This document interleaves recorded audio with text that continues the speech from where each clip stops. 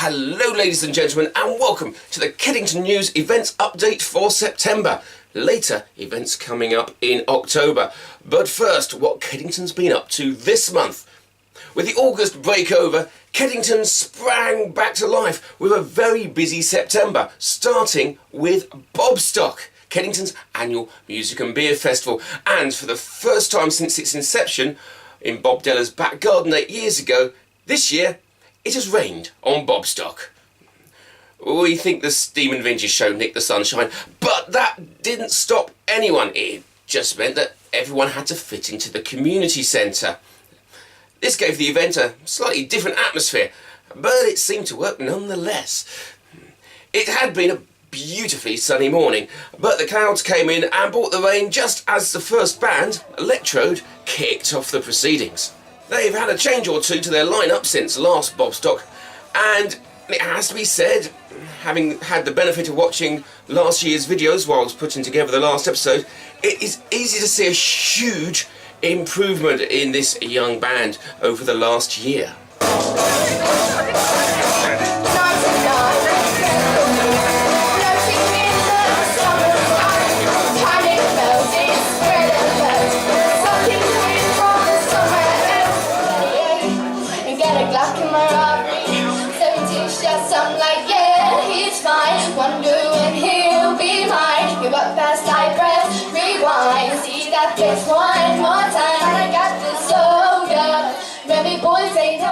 Another young act who also improved themselves are the duo Unique. Reworking full-on pop tracks with just an acoustic guitar is where many young artists first learn the true mechanics of music, and these girls are well on their way to learning how to put that to good use. Even more stripped back was the performance of the Nicholas sisters, Kezia and Abigail. Singing a cappella is never easy, and with a pure solo section for both of them, these two really put it on the line with none of the safety net an instrument can provide. And what's more, they pulled it off. Great is he who's the King of kings and the Lord of lords. He is wonderful.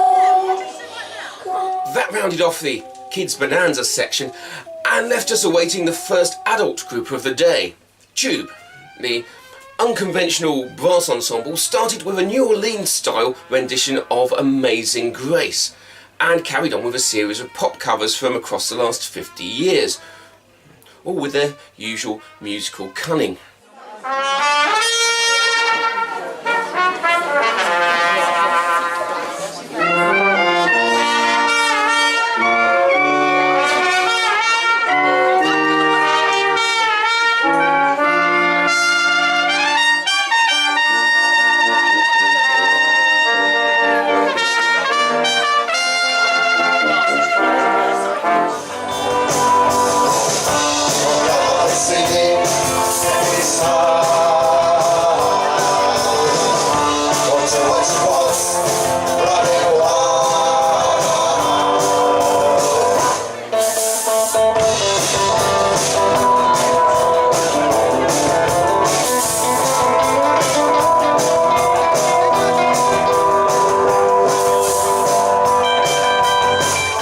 Bobstock's two-stage system meant that when Tube finished, the next act, Quaff, were all set up and ready to dive straight into a set of rock and pop covers from the 50s to the current day, even getting some of the crowd up and dancing for the first time that day.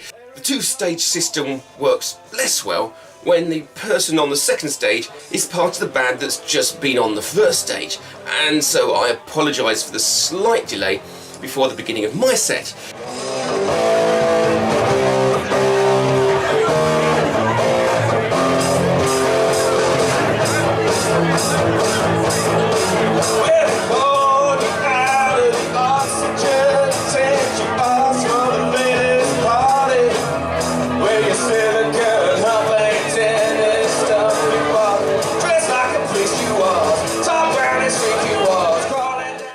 Also, I really want to thank you all for singing to my pirate songs and to Take On Me. You were really good at that one. And for dancing to the world's first ever techno barn dance. And a personal plea, If anyone has footage of that, I'd love to see it because my camera batteries ran out before that point. Fortunately, I brought spare batteries and had them in place for the next band because we got to see two of Bobstock's regulars come together for a Bobstock special. Lisa Porter and Tony Trott teamed up for an excellent acoustic set. Oh yeah, no, she doesn't know what she's missing. Oh yeah, no, she doesn't know what she's missing. She don't lie, she don't lie, she don't lie. Cooking.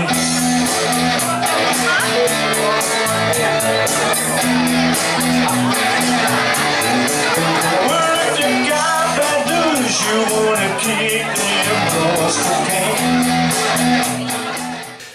They were followed by Electrode, who live up to their name with a set of classic rock and blues, which for kids watching is what R&B really stands for.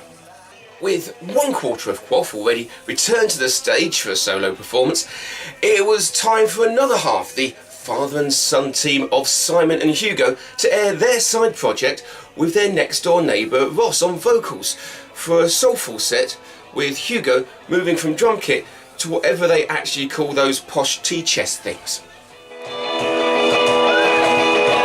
the bridge downtown, that's where I put some love. Under the bridge downtown, I can't get enough. Under the bridge downtown, where God found my love. Under the bridge downtown, I'll get my life away.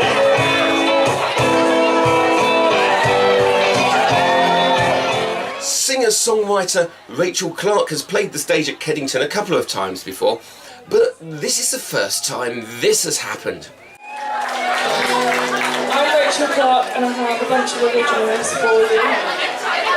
And this first one is called Maybe I Won't.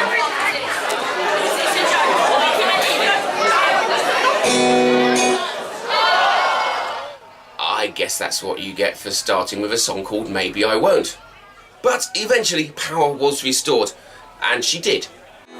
So maybe I should have been bolder and let it all go now. I'm thinking I could probably tell you, oh maybe I won't.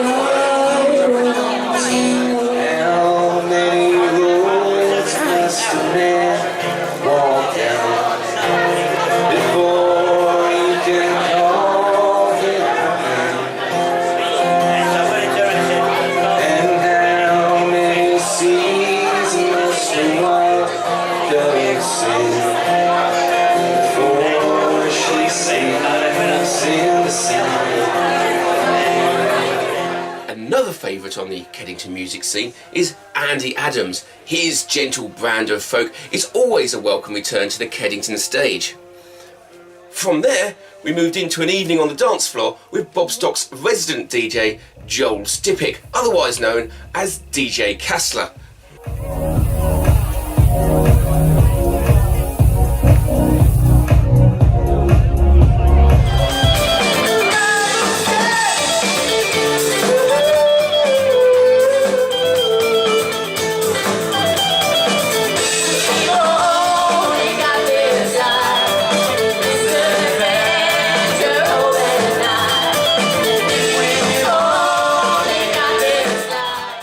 He was followed by last year's headliners, Stereo Jacks, a slightly different lineup to the band from what we've been used to, as both lead singer and bassist are currently resident in Guildford.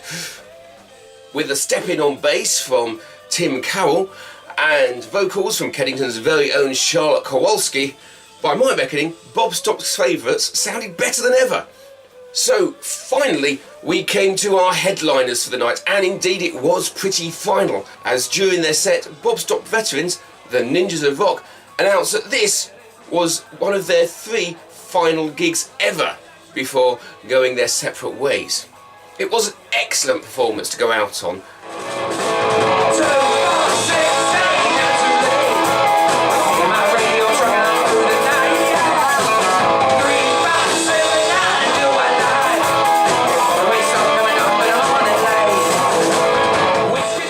All in all, it was an excellent day of music, beer, and really nice pies too.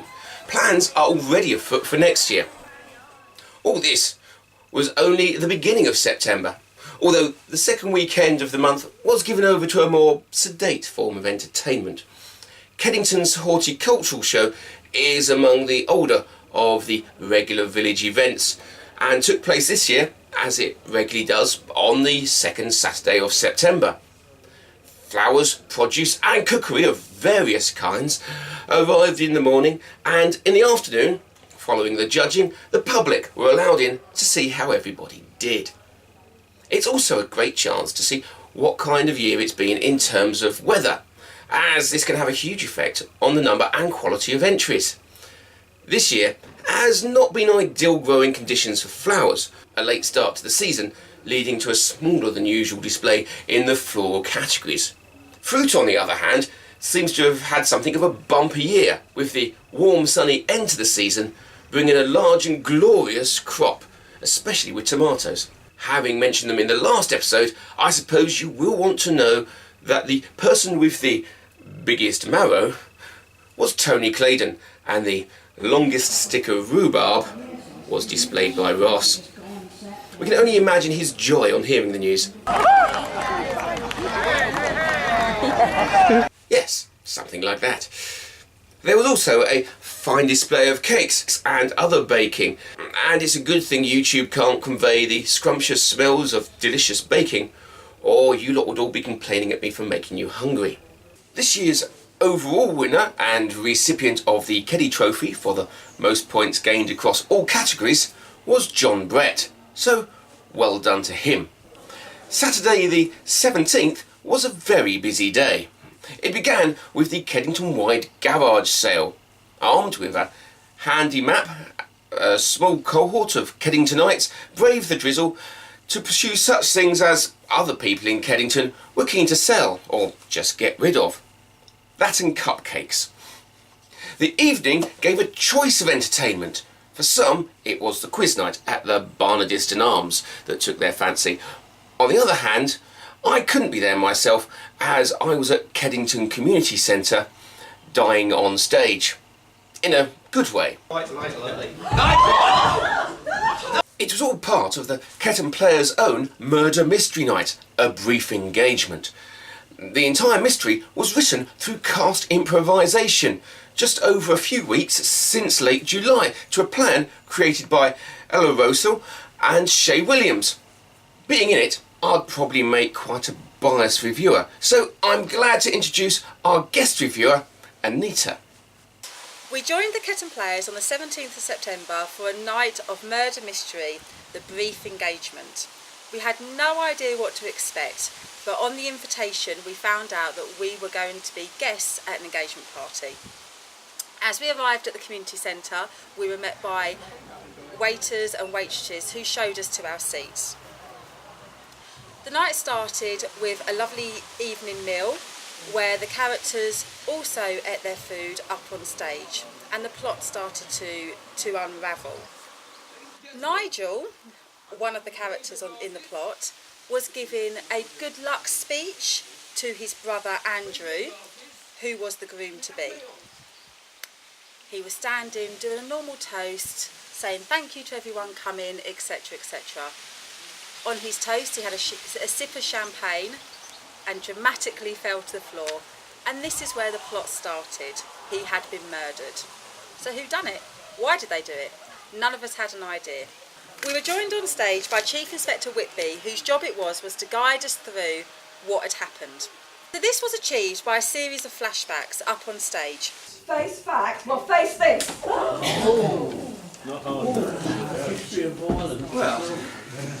that could have been worse.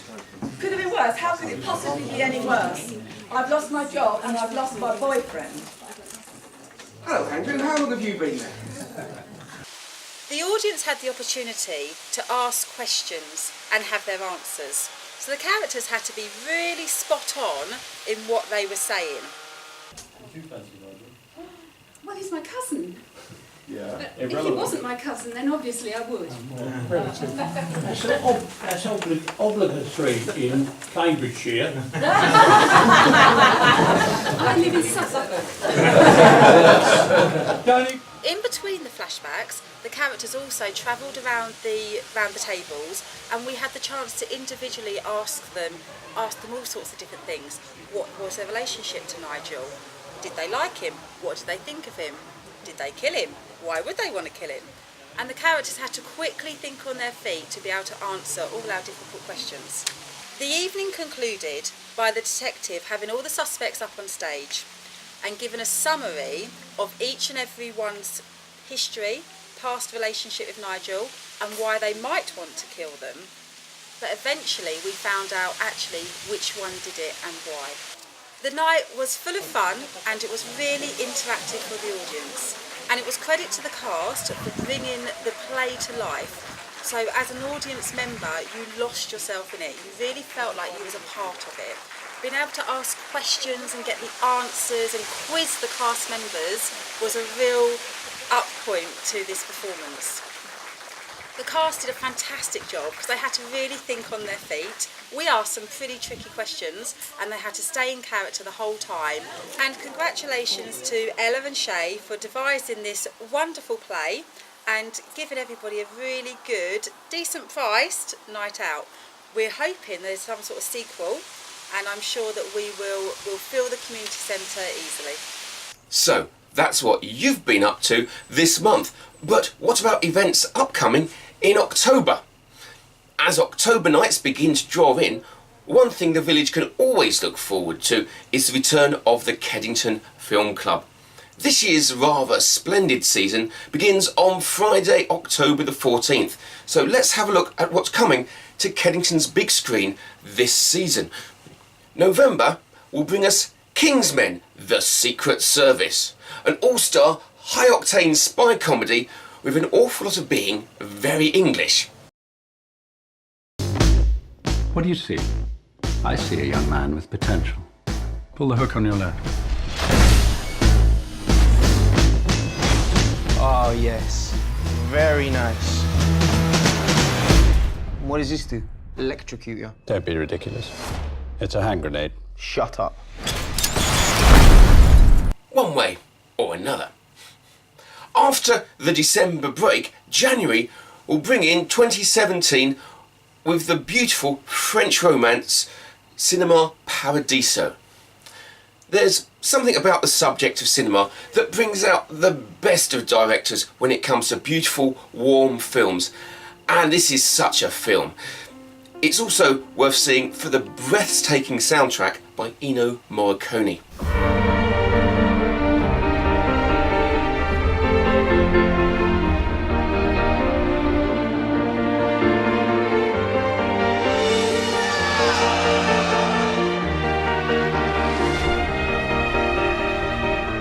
February brings a tale of love, war, lies, and, as the title suggests, atonement. Do you think you could do me a favour? Run ahead and give this to C.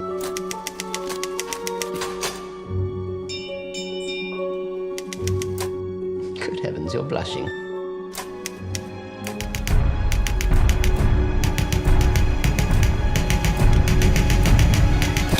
Celia!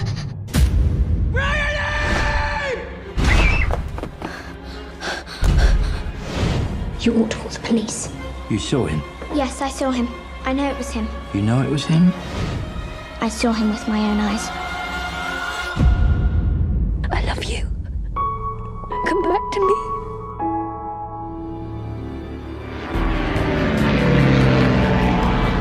They gave me a choice. Stay in prison or join the army.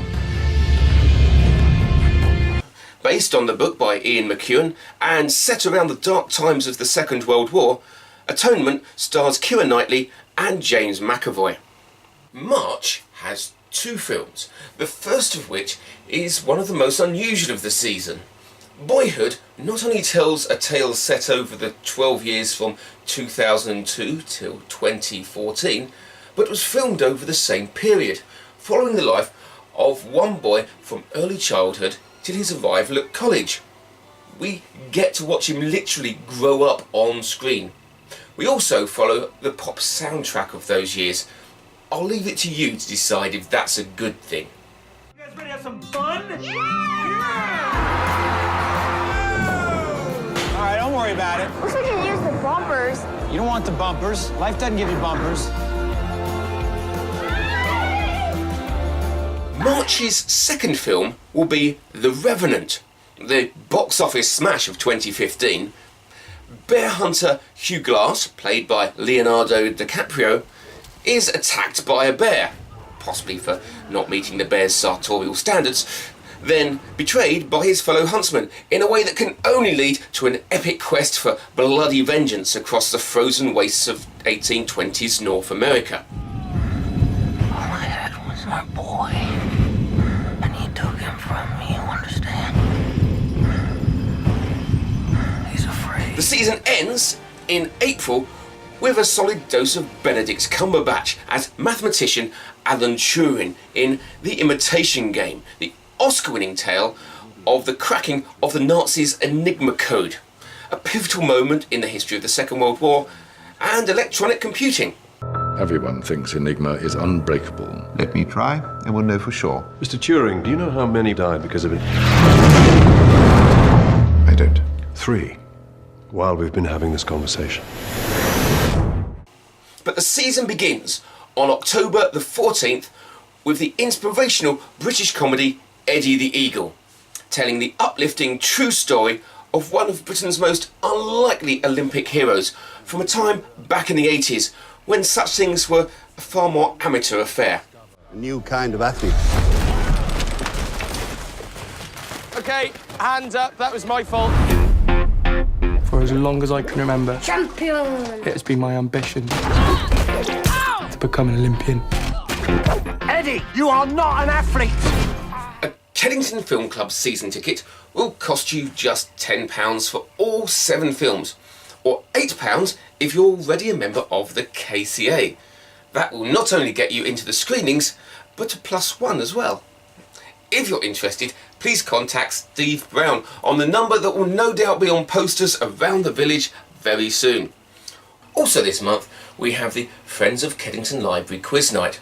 That begins at 7:30 on the 21st of October at the Legion Hall. There will be a bar and nibbles will be provided. Tickets are available from Kedington Library or the Nisa store for £2.50 per person. Now, a heads up for an event coming next May that the organisers are already getting to work on. The Kedington Jigsaw Festival at Kedington Church. The festival will include a display of completed jigsaws that will be on sale. What better way to be sure that they're all there? But it will take time to get them all done, so work has already started on this gargantuan task. So, if you have a boxed jigsaw, or better still, would like a piece of card on which you could complete a jigsaw yourself, ready to be displayed, please contact Jill Davis or Lol Farr. There are flyers around the village already with their phone numbers on. The Jigsaw Festival can collect completed jigsaws now for storage until the time of the festival and provide another jigsaw to assemble if required.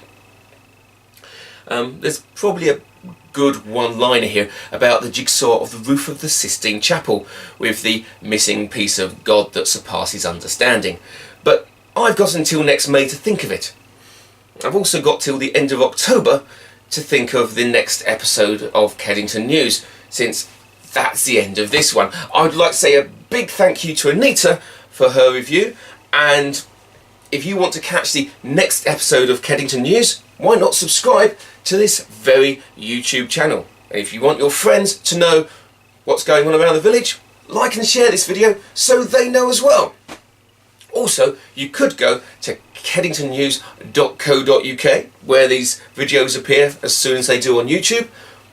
Equally, you can follow the link from kedingtonnews.co.uk to my Facebook page where I announce all new videos. So, until that next time, cheerio!